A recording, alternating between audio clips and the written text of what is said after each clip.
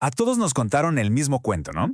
Estudia mucho, sé la persona más lista del cuarto y el mundo te va a admirar. Pero, ¿y si ese cuento es en realidad una trampa? Hoy vamos a explorar esa incómoda verdad de por qué la sociedad, que tanto dice valorar la sabiduría, muchas veces termina castigando o aislando a quienes se atreven a pensar un poco más a fondo. Y bueno, aquí está, de frente, la gran contradicción. Por un lado te dicen que la inteligencia te hace valioso, que te va a abrir puertas. Pero como ya se dio cuenta el filósofo Schopenhauer hace un buen, la realidad es, pues, muy diferente, por no decir completamente opuesta. La persona brillante a menudo no es admirada, sino que se le tacha de engreída, de arrogante o de ser demasiado intensa. Lo que en teoría se aplaude, en la práctica se rechaza.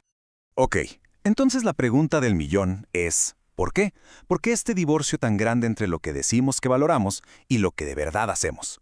Para desenredar esto, vamos a meternos en tres frentes distintos: el ego de cada uno, las jerarquías sociales y, finalmente, nuestra extraña aversión a la verdad cuando es incómoda. Vamos a empezar por lo más básico, lo más cercano, una simple conversación, un cara a cara, porque en cada una de esas interacciones, sin que nos demos cuenta, se está librando una pequeña guerra silenciosa.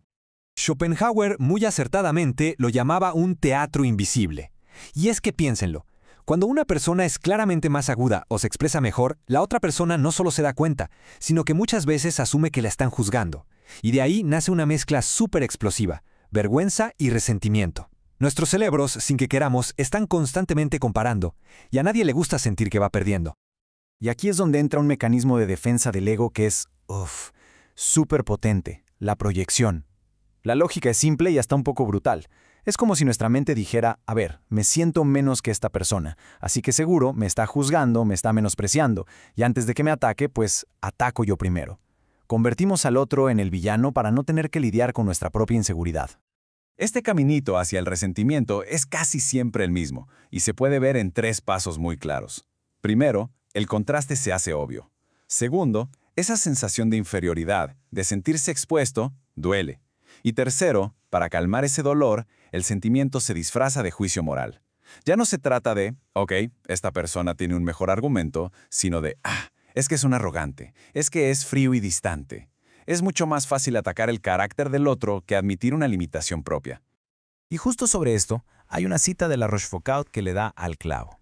Esos halagos que se escuchan en público, muchas veces, no son más que una forma de disfrazar la envidia, la impotencia de ver en alguien más una cualidad que uno no tiene. Mientras se admira en voz alta, por dentro crece el resentimiento. Ok, ya vimos qué pasa en el 1 a 1. Ahora, vamos a subir un nivel. ¿Qué pasa cuando metemos a esta persona inteligente en un grupo, en una sociedad? Porque ahí la inteligencia puede desestabilizar todo el orden establecido. Para entender bien esto, hay un concepto del sociólogo Pierre Bourdieu que es clave: el capital simbólico. Y no estamos hablando de dinero ni de propiedades, hablamos de prestigio, de honor, de reconocimiento, básicamente de estatus. Y como vamos a ver, la inteligencia es una de las formas más puras y, por lo mismo, más peligrosas de este tipo de capital. A ver, en cualquier grupo, el estatus se puede ganar de muchas formas, ¿no? Por la riqueza, la fuerza, la belleza, el carisma, el poder. Pero la inteligencia es otra cosa. Es distinta. No la puedes comprar, no se hereda, y la verdad es muy difícil de fingir por mucho tiempo. Por eso, cuando alguien con un capital de inteligencia muy alto entra a un lugar, se convierte en una amenaza directa para los que ya tienen el poder. Y aquí está lo más interesante. La persona inteligente no tiene que decir ni hacer nada para ser una amenaza. Su simple existencia, su competencia, puede hacer que el jefe se sienta cuestionado o que el resto del equipo parezca menos eficiente. Entonces, ¿qué hace el grupo para defenderse? Pues cambia las reglas del juego. Ya no importa quién tiene la mejor idea, ahora importa quién no sabe trabajar en equipo o a quién le falta humildad. Bueno, ya vimos el ego y la dinámica social. Ahora vamos a escarbar todavía más hondo, hasta llegar a la raíz de todo esto, a cómo está cableado nuestro cerebro a un nivel casi evolutivo. El psicólogo Daniel Kahneman, que hasta ganó un Nobel por esto, nos dio un mapa súper útil para entender cómo pensamos. Básicamente, tenemos dos sistemas. El sistema 1 es el piloto automático, rápido, intuitivo, no gasta casi nada de energía. El sistema 2, en cambio, es el pensamiento lento, analítico, profundo, pero eso sí, consume una cantidad de energía brutal. La mayoría del tiempo preferimos quedarnos en el modo de ahorro de energía del sistema 1. Justo por eso, cuando alguien llega y nos obliga a pensar en serio, a usar ese sistema 2, No lo vemos como un favor, lo vemos como una lata. Nos saca de nuestra comodidad mental. Por eso la reacción instintiva es defenderse. Oye, ¿por qué lo complicas tanto? No hay necesidad de analizarlo todo. Es un rechazo a ese esfuerzo mental extra. Y esto, ojo, tiene una razón evolutiva muy poderosa. Como explica el antropólogo Robin Dunbar, nuestros cerebros no evolucionaron para ser máquinas de buscar la verdad absoluta, no. Evolucionaron para ayudarnos a sobrevivir en grupo, en la tribu. Para la supervivencia, históricamente ha sido mucho más importante saber quién es tu amigo y quién tu enemigo que saber si la Tierra es plana o redonda. Piénsenlo así. Todas las historias que nos contamos, las creencias que compartimos, los rituales, todo eso es como el pegamento que mantiene unida a la tribu, a la sociedad. Entonces, la persona que llega y empieza a cuestionar todo eso, aunque tenga la razón del mundo, es vista como una amenaza. No como alguien que busca la verdad, sino como alguien que quiere disolver ese pegamento social que nos da seguridad y cohesión. Muy bien, ya entendimos el problema desde todos los ángulos. El ego, el grupo, nuestro cerebro.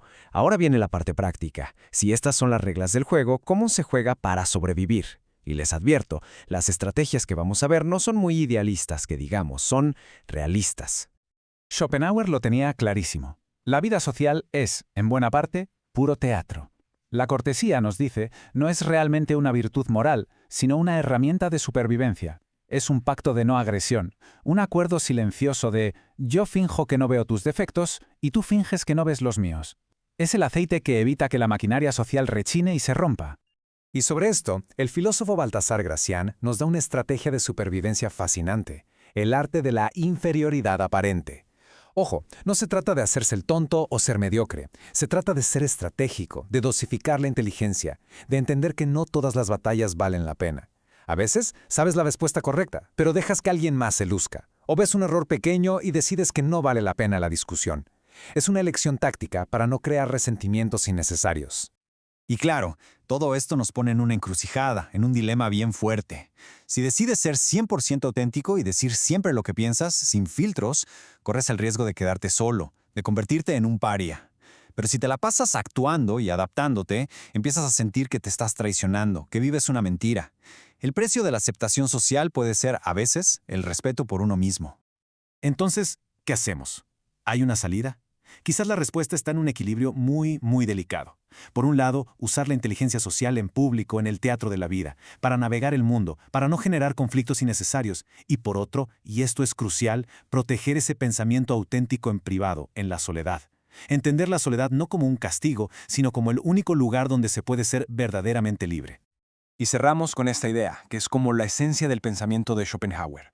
Quizás la verdadera sabiduría no se trata de ir por ahí demostrando todo lo que sabes, sino de entender las reglas del juego social tan bien que aprendes a proteger tu propia mente. Es una conclusión dura, sin duda, pero nos obliga a hacernos una pregunta muy personal.